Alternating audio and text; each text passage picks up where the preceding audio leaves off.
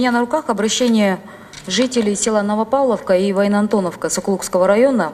Оказывается, в преддверии капитального ремонта дороги Бишкек-Карабалта, вышло постановление о том, что с предстоящим капремонтом дорог запретили отвод и выдачу разрешений на строительство, реконструкцию, перепрофилирование и перепланировку капитальных объектов вдоль трассы Бишкек-Карабалта, то есть с 9 по 15 километр.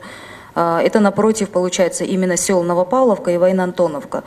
И сейчас, как стало общеизвестно, именно вот эти с 9 по 15 километр ремонт проводиться не будет. И получается, если еще 3 года или 4 года, или сколько у нас обычно делается ремонт дорог, будет проводиться, жители на этих своих законных участках не строятся, ничем заниматься не смогут. Можно ли исключить тогда с 9 по 15 километр из этого постановления? Же жолду салып бербесиңер аяктан. Же салам деп пообещать еткенде, мындай кепилдик бере аласыз бы? Вот вы можете конкретно сказать, вот мы через год построим, на сэкономленные средства деп атырсыз, или через 2 года. Как вот там быть? Или исключить их надо, или гарантировать, что они будут, там ремонт пройдет? Эльмира Жырабековна, ал жерде жанагы жаңы жолду оңдоо боюнча, жаңы жол эмес, эски жолду оңдоо боюнча ушул проекттин алкагында $2 миллион компенсация каралган да. Себеби дегенде ал жерде кээ бирлеринин жанагындай үйлөрү, короо жайлары, соода тармагында точкалары бар экен. Ошону $2 миллион эксперттер барып карап, кайсы жерден жол өтөт, ошолорго уруксат бербейбиз деген тыянак чыгарган. 3 жылдан бери. 3 жылдан бери. Анан мен ойлойм, азыр ал проектини эгерде азыртадан мындай талапты катуу коюп, кийин ушул жерден жол өтөт деп турбасак, аларга азыр уруксат берип койсок, кийин ал жана компенсацияга каралган суммалар башкача болот да. Анан кайра эле жарандарыбыздын өзүнүн наразычылыгына алып келет. Ошон үчүн эгер мүмкүнчүлүк берсеңиз, 9 менен 15 километрди биз кайра карап барып, ар бирине жолугуп, түшүндүрүп айталы.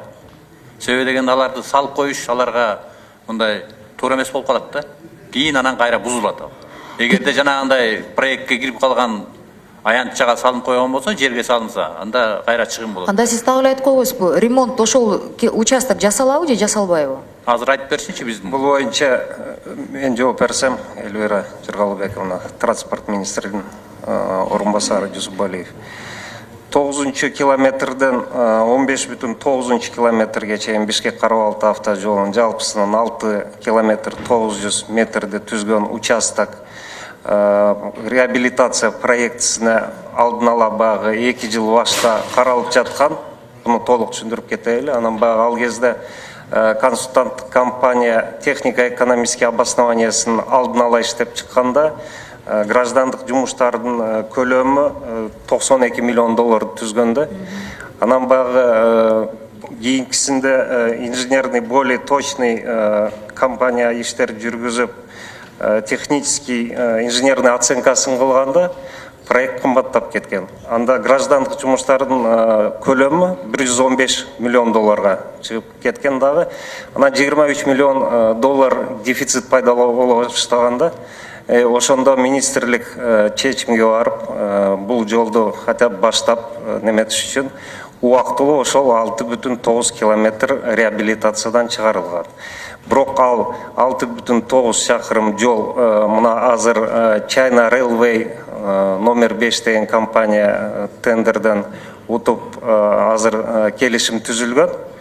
Азыр мобилизация иштерин баштап атат, контракт түзүлдү. Алардын контракттык кызматы 70 миллион тегеренде да бир аз ашыкчараак. Анан багы буюрса 2-3 жылдын ичинде жанагы Давайте без буюрса кыскача менен жолукканда мен эмне деп жооп берейин? Ремонттоо иштер болот. Бул министрлик тарабынан өзүбүз алып барып атабыз, баштаганбыз. Ямочный албетте жана реконструкцияга да эмес, анын багы проект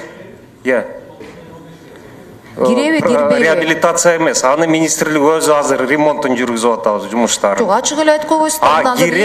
Кирет жанагы 3 жылдыкта проект. 3 жылдын ичинде багы экономия болот, буюрса болгондо анан багы Азия АБР менен бул донор кайра иштеп чыгып, аны да бүткөрөбүз кийин. Урматтуу министрдин орун басары, мындайда вы конкретно коротко скажите, этим жителям рассчитывать на то, что у них будет дорога или нет?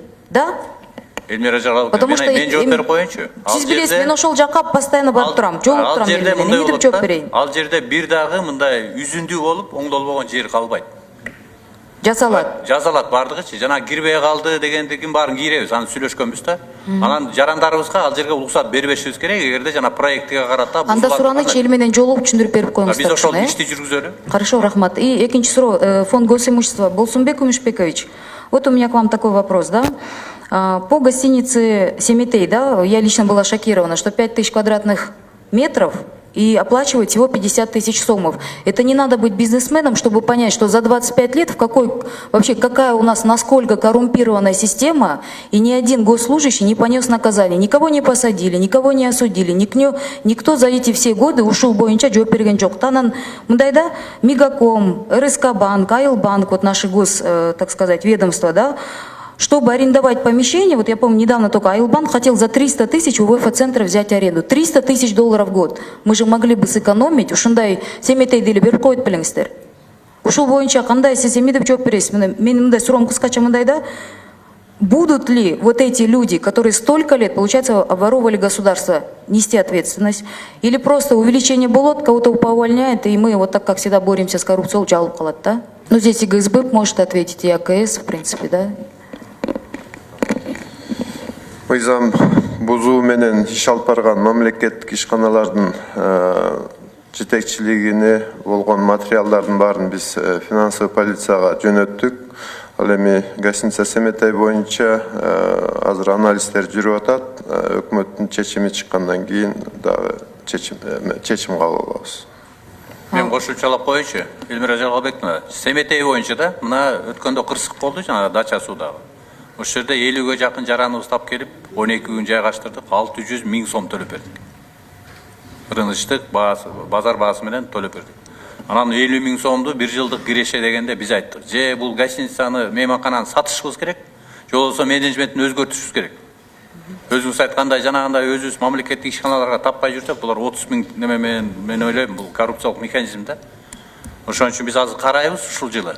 Сиздер мен ойлойм колдоп бересиздер муну. Же сатышыбыз керек, же болбосо башкача колдонушубуз керек. Ну вообще полностью инвентаризация кылып ушунун баарын бир текшерсеңиз жакшы болмок. Бул жерде Улукбек Асамединович сидит, да, вот счетная палата. Вообще, сколько было выявлено нарушений за 2016 год? Сколько денег возвращено в бюджет? Сколько уголовных дел возбуждено? Какие чиновники, скажите, самый высокий ранг, кого охватили, кто понес ответственность? Или у нас наворовал, потом ушел с работы и все. Вот конкретно я знаю по департаменту лекарственного обеспечения именно такая ситуация была. Генеральная прокуратура обнаружила, там сумма в 22 миллиона была указана. То есть депутатская комиссия добилась того, что человека сняли с работы, и тишина, он просто ушел. И мне сейчас говорят, что он устроился на даже более интересную какую-то работу. Я просто сейчас узнаю, где он работает, да? Булгандайча, это у нас кадровая политика ушундай. Биздики бир жерден уурдап кетип алып туруп анан экинчи жерге орношкон, вообще это нормально, да? Урматтуу депутаттар, урматтуу Эльвира Жаргалбековна, ал кызматтык териштирүү боюнча бул маселени биздин функциябызга кирбейт. Ал эми биринчи сурооңуз боюнча 2016 жылдагы өкмөттүн ушул республикалык бюджет боюнча аткарган маселесин биз расмий түрдө маалымат бизге келип түшө элек. Өзүңүздөргө маалым, жогорку кеңештин регламентине ылайык биз 1 сентябрга чейин 16 жыл үчүн отчетту, республикалык бюджеттин отчетун расмий түрдө жиберебиз. Бирок ошого карабастан бизге өзүбүздө азыр алдын ала маалыматтар чыккан. Сиздин мына канча материалдар эсептөө палатасы тарабынан укук коргоо органдарына жөнөткөн боюнча айтып коеюн кыскача. 63 материал укук коргоо органдарына жөнөтүлдү. На общую сумму 130 миллионов сомов. 63 материала аудита. Это за 2016 или 2015? Это 16, да? за 2016 год. В том числе в органы прокуратуры 28 на сумму 61 миллион, в ГКНБ 15 материалов на сумму 25 миллионов, ГСБ 16 материалов на сумму 30 миллионов и вот органы внутренних дел 4 материала на сумму 12 миллионов. Спасибо. Мухаммед Калдышевич, просто если я к вам и на заседании фракции СДПК тоже обращалась, да, если государственный служащий, который уличен или обвинен в чем-то, не будет нести ответственность, результатов от вашего упорного ежедневного труда видно не будет. Вот за 2015 год по сравнению с 2016, оказывается, на 15% увеличились цены на лекарства.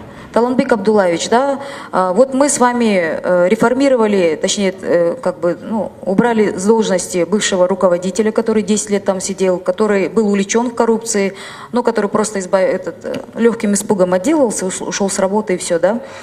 Вы планируете что-то делать в сфере лекарственной безопасности? Потом, Мандайда, вот ДЛО. Я в прошлый раз руководителю госпоже Шакировой Суруберсем, ну, он человек новый, может быть, не совсем разобрался, она не совсем поняла, видимо, мои вопросы, да. Помните, мы говорили с вами о том, и в частном порядке, что нужно разделять функции экспертизы от регистрации. Иначе хоть 10 самых честных людей туда придет, мы систему не поменяем. Надо полностью поменять именно реформу. Ушел, да, разделить эти две функции. Ушел Багытта, что-то делается? Да, уже Департамент лекарственного обеспечения по данному вопросу уже работает, рабочая группа создана.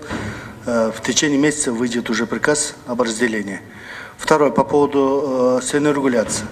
Государственная регуляция цен до этого по закону не имел права. Вот сейчас, сами знаете, 3 законопроектов в Джорджии рассматривается. Одна из них – это закон о лекарственных средствах и изделиях медицинского назначения. И здесь как раз мы впервые вводим, чтобы дать разрешение Министерству здравоохранения право на регуляцию, которая определяется правительством. Первый вопрос, который это по поводу ДЛО. Да, уголовное дело продолжается, но, наверное, точку поставит суд. Только после этого можем считать, наверное, обвиняем.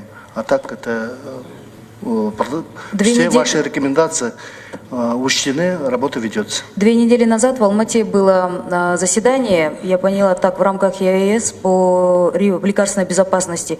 Почему-то ни представителя департамента, ни представителя Министерства здравоохранения там не было. Это очень важное мероприятие. Там как бы мы же сейчас под единые стандарты, все, под ЕАЭС в один стандарт вводим, да, под один стандарт. Почему-то наших там представителей не было. Это просто мое замечание. Нельзя пропускать такие мероприятия. Можно экономить на других вещах, но именно на таких нельзя. Хорошо? Спасибо. Рахмат Эльвира Джалалбековна.